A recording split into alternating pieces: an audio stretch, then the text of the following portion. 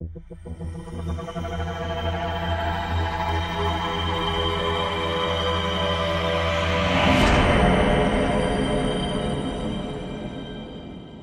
right, and we're back for day 2 of our KBIS and IBS recap here, and I got a full team. We thought we were just adding Doug to the picture, but now we got Henry too and his mustache. So Henry, I appreciate you joining us and doing this. Of course, I said I wasn't going to do it, but I did it anyway. So thanks for joining us, both of you, and excited to dive into this. So, guys, I know day 2 of KBIS and IBS was a little different than we all expected. A lot of technical difficulties impacting the show, but we're excited to see all of these vendors at primetime in just over a month, 33 days, I think, as we sit here today. I hope that doesn't make anyone sweat while we're on this call, but it's coming and it'll be here before we know it. So we're excited to see all these guys at our own virtual show. So lots to dive into, though. And, like I said, 4 guests now this time. So we got to spare some moments, and we're going to kick it off to my left, the right on your screen, Mr. Doug Reedy.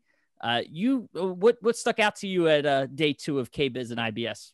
Yeah, well, thanks, Robin. This is all the more reason why I just can't wait to meet everybody and see everybody in person. So, virtual is nice, and I know we're pivoting to the virtual environment, but boy, having a physical show would be really nice right now so we can see everybody and have these conversations. But we're doing the best that we can. I think what stood out to me and what is encouraging and has been encouraging for me all along is the year ahead. I just got off the 2021 Housing and Economic Outlook call, and it's an optimistic look on the market for 2021. There's a lot of indicators and tailwinds in our favor. We know inventories can be a challenge still, but GDP growth is going to be really, really high, 5.4%, which is the highest that they're expecting in years, driven by more vaccinations and the fiscal stimulus plan that happened in December and most likely will happen again here in 2021 of Q1.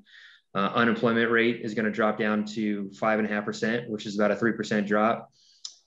Interest rates are remaining low and continue to remain low, and mortgage rates, new home sales are going to be on the rise.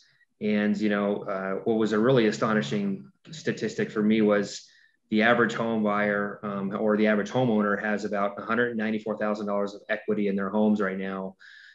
Which just all gets repurposed back into, the home, whether it's remodeling your home office. And we already know that the kitchen and outdoor living spaces are taking a high priority there. So I'm bullish after hearing those results again. And I feel really good about, the outlook ahead, not just for 2021, to be honest with you. I think that there's going to be great years ahead for, the appliance space and homeowners and the outdoor space. And I think we're really poised to win going forward. No, that's awesome. And we don't have 194,000, but I will say we're kind of a living case study here in Philly about that home equity and being able to do stuff. So I'm excited about the opportunities, and I concur with their data. It's real. So it's good to see that, that it's got some positives for us and kind of what we do here and the opportunity for our members. So we're going to swing it down to Mr. Henry Farley and that mustache. What stuck it out to you? I know that mustache has been standing out to me, but what stood out to you about KBIS and IBS? That's what I've been enjoying the most. But so we've had a couple of great conversations today. One was with Peter Wiefeld and the rest of the Sharp team.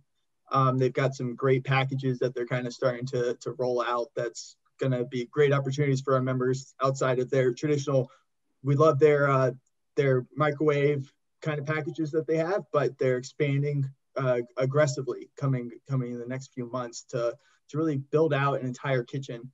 And they've got some great programs, buy 3 get 1 for you, and buy 4 get 2 for you. So a lot of great things coming out of them, along with their convection drawer microwave that they're really looking forward to and getting some great applause for.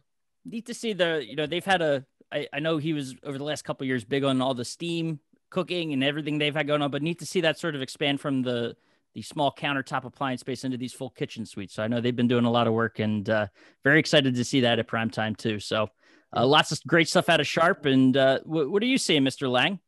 What caught your eye today? Yeah. It was an interesting day again, obviously, without getting into the exhibition halls. Thank God we had planned some meetings with existing vendors to do separately of the virtual show, as well as talk to vendor prospects that especially in the luxury space that John OHalloran's working on. So all that went really well. And we did visit a couple of different, probably 3 different speaking events.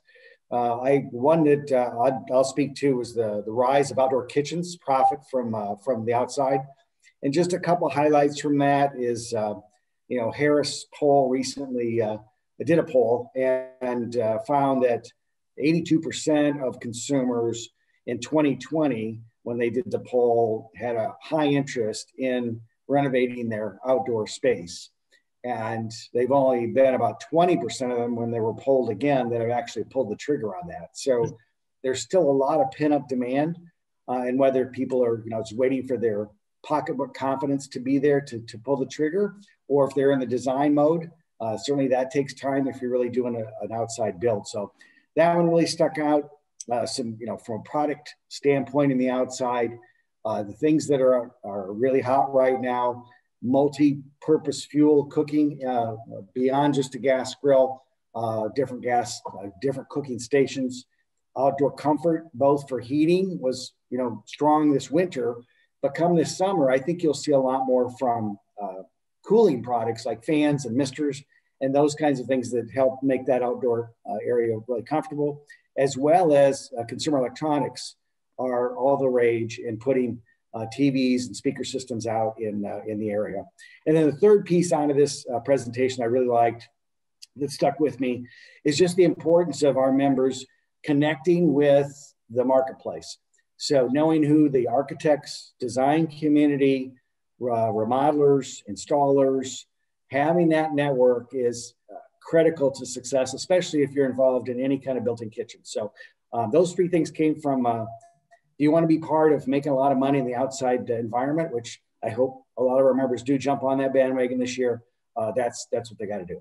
And that last point kind of speaks to what you said yesterday too, about partnerships in this space and how important they are. And obviously between vendors, all kinds of partnerships make up this community and this business. So it stands true in terms of, finding those right partners to expand into your outdoor space and help you get those products built and installed and all that good stuff. So awesome to hear. And we'll swing it last but not least over to Mr. OHalloran. And you had some interesting stuff, a lot of interesting stuff we talked about beforehand. So a lot of products to dive into here. What caught your eye today? Yeah, thanks, Rob. So, with some of the challenges, there was a featured speaker, and it was called Design Bites, which was really, really cool, especially with the challenges of not being able to get to the expo floor. What it was is they gave 8 presenters 3 minutes to pitch a product, and then they had the team at the end go through all the panel or everybody that was on during the meeting vote on the best product. So a few highlights from that that I wanted to mention that are relevant to everybody on this call is Miele is getting ready to launch a new 5000 series dishwasher. Okay, they're very strong in the dishwasher category.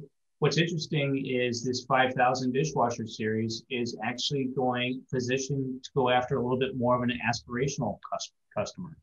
So it's positioned a little bit less than their current lineup. SKS, which is the luxury brand above LG, showcased it's going to be the industry first 24-inch convertible refrigerator drawer. Okay, so this is an undercounter refrigerator drawer. It's 24 inches wide. It can be either stainless steel or panel ready. Should be available in the next few months. But you can take both drawers and have them as a refrigerator. You can do one as a refrigerator, one as a freezer, or both as a freezer. So pretty neat concept there for flexibility in your kitchen. Another one was one of our strong partners from LG Electronics is they debuted their LG Wash Tower, which you've probably seen a lot advertisements on TV recently. But this is part of their Studio series. Okay, so it's a little bit more upscale and a stainless steel finish.